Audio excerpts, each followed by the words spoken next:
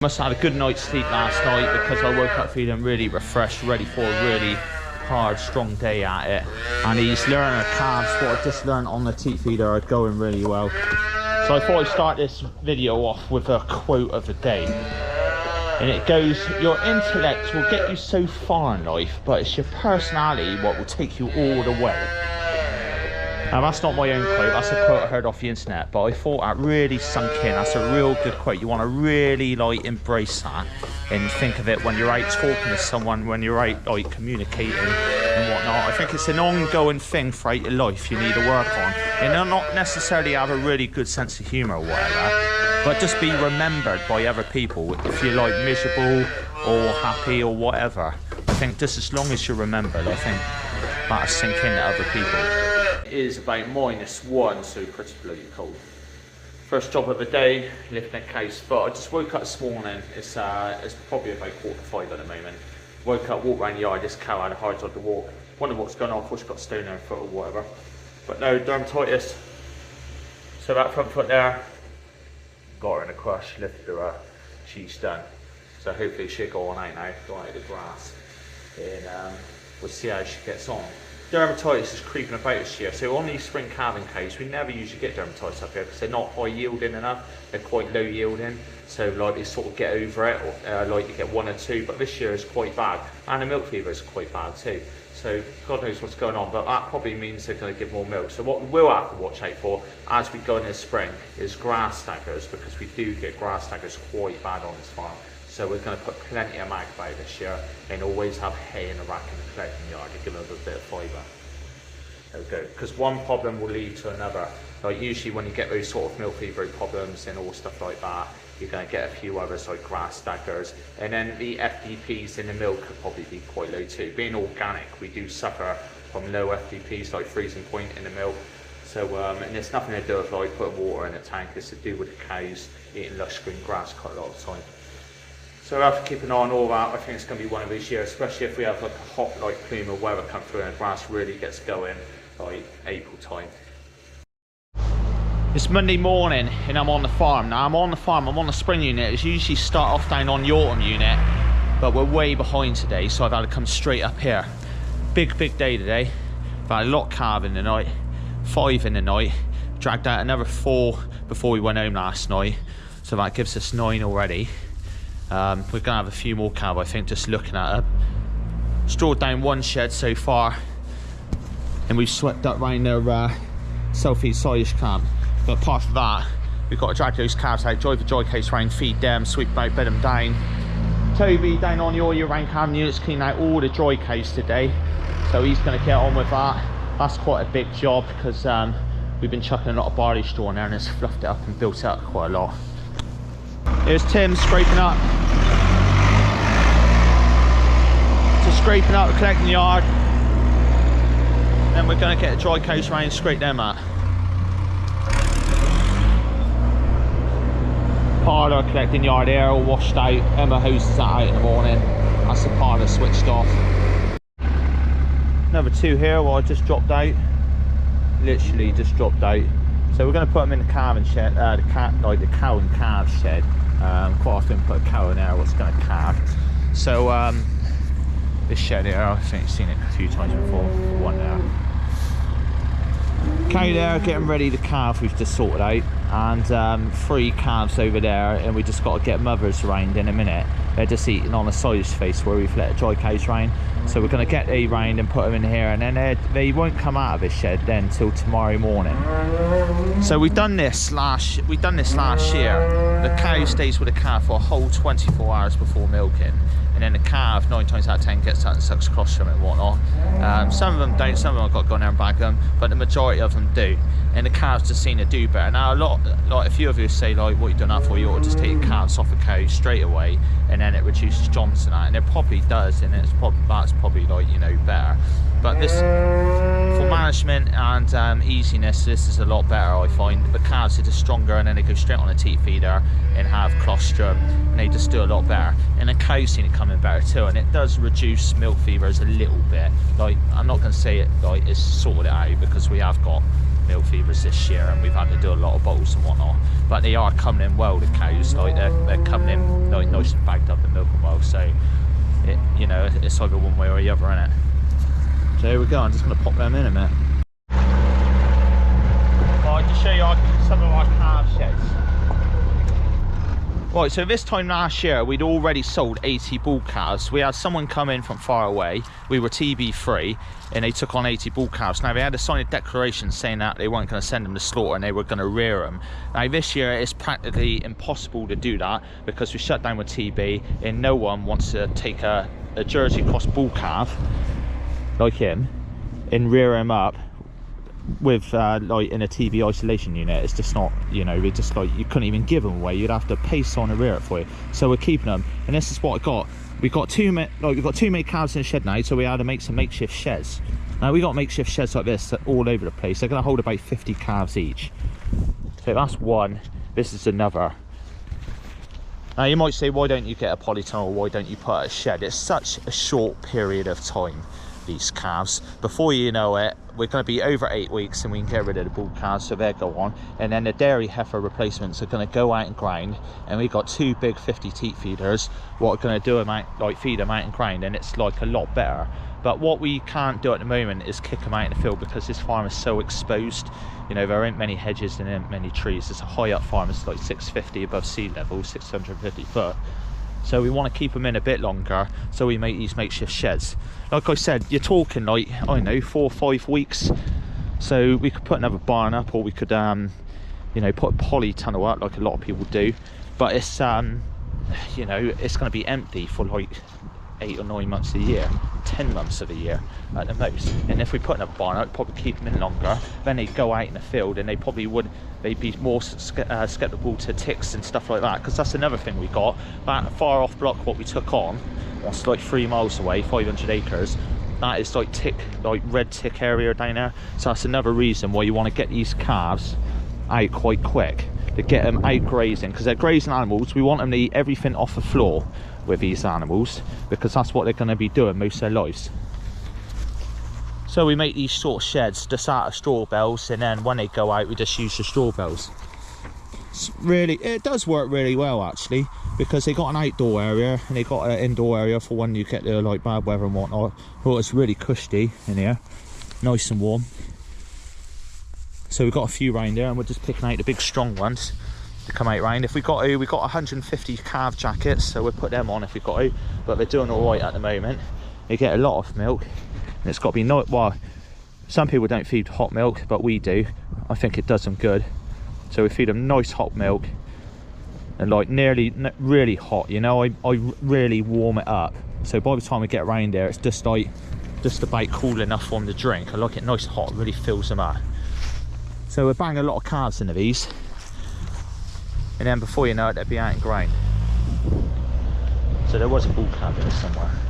Here we go, that's a bull calf. See, really, these bull calves do really well. They're really fit and healthy, real good looking animals, like pretty. But when they get bigger, they just don't put no meat on. So that's the problem we got.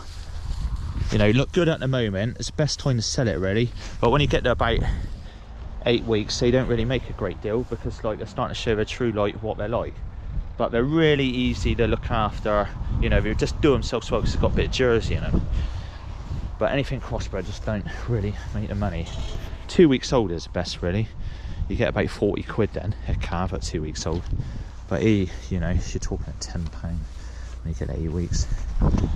So that's why we're doing a lot of sex semen and whatnot. I think out of 140 something calves we've got about 15 bulls at the moment. But we will hit a massive bull run before long, because we chucked a lot of Frisian bulls in this year. I think like June, 1st of June, after we done our 4 weeks of sex semen, we chucked in something like 19 bulls, and a few of them broke their dicks, a few of them got a bit leery, so we went on and we ended up with about 9 in the end. But that's what happens, that's why you want chucking loads of bulls. But they got, like I said, with the calving, they got a hell of a lot in calf really quick, because we're not going to have a very busy March at all, and April's literally going to be nothing. So it's you know, it's going well. The system's really simple, but it works really well, and you can manage multiple systems on a system like this, and that's what I like a stress-free atmosphere. I like to know what I'm doing. I don't like to be bogged up. Now, you know I showed you the video last time of all the calves looking fit and healthy. Well, that comes straight back and slapped me in the face, that did. Because this morning I come in the shed and we have one here with your classic crypto. So this one here, that black and white, brown and white one. So it got a bit of crypto, these calves. Only a few of them. Now this is like, oh, this is your classic sign here. Greeny whitey shit with a bit of blood in it. Cryptosporidium. So we never used to have it on this farm, not at all. Like, we've always dipped your feet and whatnot and put that Killcox disinfectant around everywhere and that. But it's crept in from down home, like where we do get crypto. There's no way of keeping that germ out.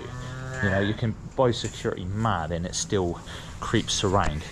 So the only thing you can do is accept you're going to have it, and then if a calf shies away from milk, you want to be straight in there and you want to bag him. You want to help him out. Now I said in the video, oh, I see another bit here actually. I said in the video, like, put penicillin in the milk. Now obviously you don't want to put penicillin in the milk because it makes them more skeptical to germs and they get immune to penicillin. But if you get a bit of a pandemic on, then we could do still, yeah, see that? See that, it's green. Green shit is crypto, red shit is coccidosis, and white means they're getting too much milk, they're just shitting out white shit. And then ammonia is like yellow. So we've got a bit about, a lot of them will be alright, a lot of them just get over it because they're like crossbreds, so they've got a strong immunity and they've got a nice bit of weight about them this year. See, like these calves here, what a nice, and like these calves are like a day old. It doesn't come to about a week old. So once they're a week old, they start getting it with crypto. If it's like a rotavirus or anything like that, they get it like as soon as they're born. But our calves are getting it at about a week old, so we know it's crypto. Calves like this with a lot of weight on, see these calves here, nice meaty looking weighty animals, they deal with it and get over it a lot quicker because they got their weight, you know, they burn a bit of weight off before they get over it. This calf there, see, you know, he probably won't get it. You know, if he does get it, he'll get over it on his own. It's just little ones here. Like ones like this, little tiny ones what come out of our heifers. See a lot of tiny little calves here. See a difference between that one and that one, that one, that one. Well, this one and this one, see, this has come out your standard little crossbred Jersey. This has come out like Irish Frisian what we got. Stronger calves, that's why we're going like more black and white Irish genetics. So black and white calves, just easier to get on a teat feeder, easier to put on a bucket or what have you. So and they're just stronger animals, better quality calf. So this one here, I bagged him as soon as I seen him this morning. About 5:30 this morning, and now it's after breakfast, about 9 o'clock. Gonna do her again, then do her again at about 2 o'clock, and then at 5 o'clock now. So 8 litres of water, and she will also have about 1 litre of milk. So she's got to have warm water and electrolytes, those 4 times with 2 litres. Small and often's better, but 4 times a day is enough. So everything else is, yeah, not looking too bad. No, we've got a bigger pen here. All seem to be pretty good. I'm going to chuck a bit more straw in there because it's been cold at night and the floor's quite cold, I feel, and it's a little bit moist. So a bit more straw. Don't worry about chucking straw around. Just keep slapping it around because you've got to clean shit out. You've got to clean it out. Don't try to think like, you know, oh, it's filling up fast. We've got to lay off the straw. You want to keep it slapped round. What I like when I come in is they all jump up and start blaring. Like these, see, they've all got up, started blaring. So that means it's all fit and healthy. So, but this one, I'll do another video of this one. I should get them back to full health. We haven't had a calf die of it yet this year. But we might have 1 or 2. Depends how bad it does spread. But we'll see. So I'm just in the other pen now. No, he's just walked away, but he's gone over and drank a bit of water. That one's perked up a little bit, and I'll give her another 2 litres. So far she's had 4 litres of water and electrolytes.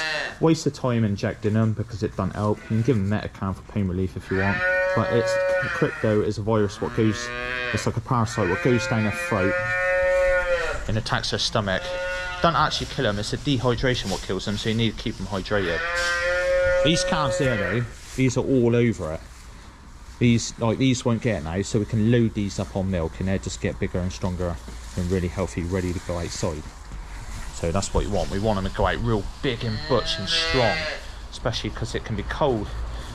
Really, 1st of May, can't it? Well, even in the May, it's cold. Quite often go sizing with ovals on. So yeah, you want them real, like, you know, real fit and healthy. That's what we're working on now. Getting them big and strong and healthy, and getting them so we can, like I said, put jackets on them if we got to. But they go outside and they start grazing straight away, and they get about 1 kilo concentrates each in a little trailer, what we call behind the teat feeder. And you ought to see them, once you've fed them with that teat feeder, they go straight out of that trailer afterwards and start noshing off on the cake. It works really well. There's a nice calf there. That's a good looking calf. A bit too Holsteiny really, but he's still a bloody good calf. This one here, that's what we want, see? That's what we like, animals like that. Yeah. No little orange jerseys this year, what's great. Because they're nice little strong animals. Never get bad foot with a jersey. But they do, a bit of the drama queen, they do sort of like, you get brass tackles and milk fever, they do flop like flies. There you go. Right. Just in the dry cows, Tim's strawing down the sheds at the moment. We've got to drive all the cows out of sheds because we've got stone in the straw. We don't want to be hitting the dry cows with stones. So whilst he's doing that, I've put those calves in the shed there and then just sorting out the cows what calved. And here's one here. So as soon as they calve, what we do is we put a bit of blue spray on their tail. Pretty simple, so we know it's them. Because look, that one's still quite fat, and they just calve and they just drop them out. See, and you can't even, like, got a hard job. They tell if they've calved. Especially if they don't want to know the calf, then you've got a right job on. You've got to be out there straight away when a cow's calving to spray that cow out, because you'd be surprised how many flop one out and then run off, and you got a hard job to find which one's calves. But they're just eating along the self feed at the moment. And we're going to nosh on that, and then I'm just going to work him out of it and drive him over into the calf shed, and we should be well away. Whilst I'm sorting him out, I see a few others just like getting ready to go all the time. Like this one here, like a proper little jersey there, bagged up well. It's going to be another busy week, and then we should be knocking them down. We've got about 160 something in milk. And we've got 140 dry cows left to calve in.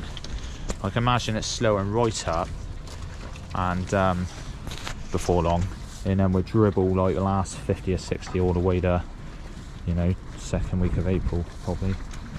Hopefully the last one calves before then. Might, you know, 1 or 2 might slip in the herd and you don't see the calf. Like, it just gets mushed in a deep litter and then gets strawed over, whatever. So you might have 1 or 2 like that. I found at least 1 slipped so far, what we've got out of it. But yeah, I'll be surprised if, you know, there might be 1 or 2 there. But we'll have a PD session when we get near April and see what's going on.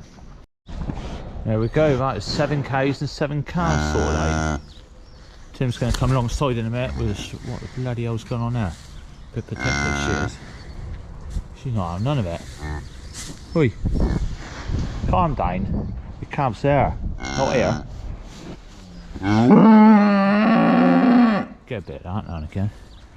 Try to beat you up. Yeah, Tim's going to bring a bit of straw in. We're going to straw these down by hand, and we're going to stay out of the way there. 7 cows, 7 calves sorted out. 9 o'clock in the morning, so it might be a 10-day day or more. We'll see. I can't see nothing getting ready at the moment, but something will pop along this afternoon, 1 or 2. So yeah, we're averaging about 9 to 10 a day still. Well, I've got the truck and box on. They're full up here, so I've got to take some around the back, make some space for some new ones. Got a bit of straw on the tailboard, makes it a lot easier for them to run up in.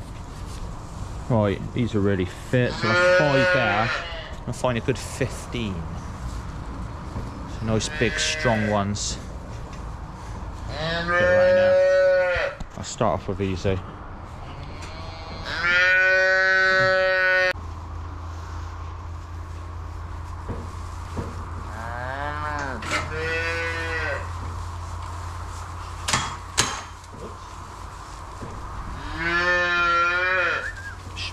Go on in, go on.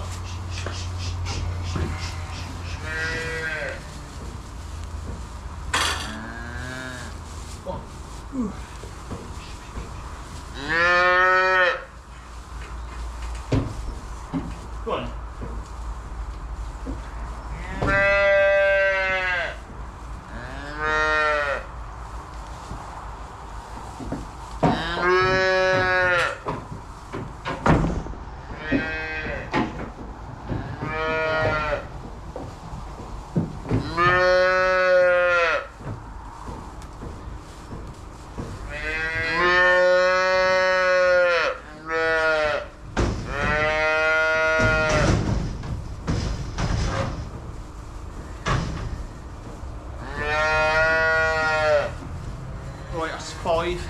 Another 5 somewhere. Right, that's 12. I sorted out. I was going to go 15, but the other 2 through a little bit smaller.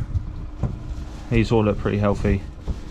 And then gone out there. And then what we'll do is these will probably mix up with these in like another couple of days or a week or whenever we start to fill up again.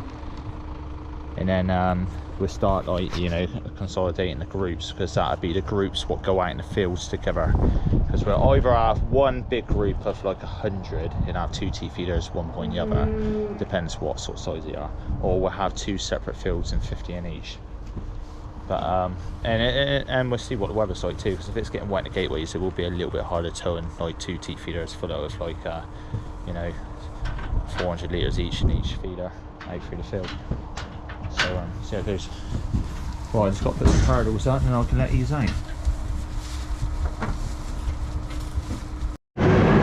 Back down on the all year round calving herd, dry cows. It's cleaning out the dry cows, they're nearly done.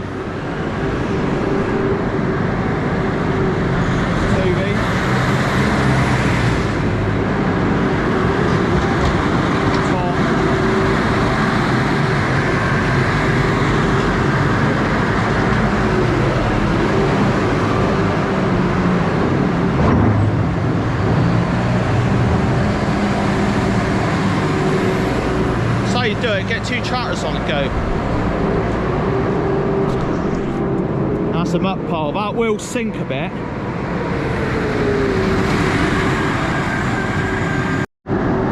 Tom's put the bells in, he's going to scatter about with a grab. Then we ain't got to storm down for about 3 days. What do you reckon? Hey, you don't look too enthusiastic. We cut all the string, let's just shake it about. That'd be alright for a couple of days then. What do you want to be alright, what? You what? That'd be alright.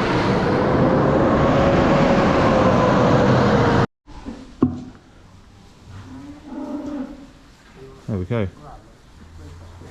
Done for a couple of days.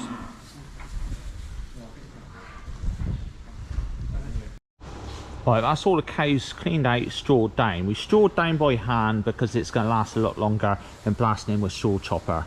That's like really wiry barley straw and they're nibbling on it. So, and there's not a single one. They've been in here about 2 hours now. This is after lunch. They're not one down the barrier interested in eating silage at the moment. They're just nibbling on that. What's alright, I get a bit of fibre down them. I've just loaded up a cow and calf there. So you see we've got like black and white Holstein cows, we've got Jerseys and we've got a few other breeds, but I still think you can't beat, like in my personal opinion, a black and white Irish genetic, or maybe not British Frisian, but a 7,000 litre yielding cow. We like grazing, so we like to graze as long as possible, so work the cows out as long, day and night, as long as you can, like without messing up the ground and whatnot, and don't like force them out. But when they do come in, feed them with a wagon and try to make the most of it in the winter, because it can be a long winter. Yeah, like I was saying, you're so exposed, like the weather was so like, it's so changeable weather, so you don't know what their year is going to be like, so you just as well get a fair bit of milk out of a cow. But then we don't want to push them too hard, we've got to keep them in all the time. So make the most of grazing, I say, but also have a cow what you can like still get milk out of in the winter, as well as it like grazing in the summer. So I think like, yeah, a fairly strong Irish genetic, 7,000 litre yielding, you know, feed about 1.4, 1.5 tonne of cake. Alright, here we go. She goes straight in with the milkers. There's a cow there sucking away. She goes straight in with these cows, because she'll pick up on a computer in the parlour, so they won't be able to milk her without seeing. Then they'll hold the colostrum back, feed the calf. Toby's over there scraping up. I'm going to pop him in, put the calf in the shed, and then straight up on the spring unit, see what we've got to carry out. See how it goes.